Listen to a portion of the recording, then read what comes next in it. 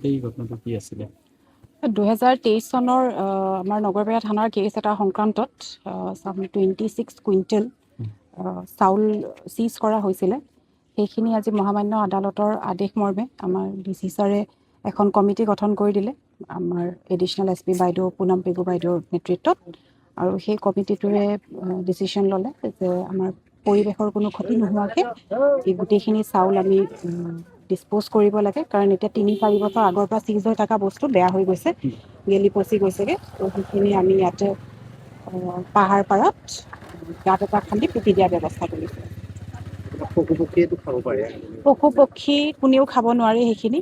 আৰু ইয়াৰ থ্ৰু দিয়ে মই ওচৰৰ যি জনসাধাৰণ আছে তেওঁলোকক আপিল কৰিব বিচাৰিছোঁ যে এইখিনি বস্তু 3 বছৰৰ পৰা এটা ৰুমত বন্ধ হৈ থকা চাউল এই বৰ্তমান সেইটো গ্ৰহণযোগ্য হৈ থকা নাই। মানুহৰ কাৰণেতো নহয়, পশু পক্ষী গৰু ছাগলী গাহৰি কাৰো কাৰণেই নহয়।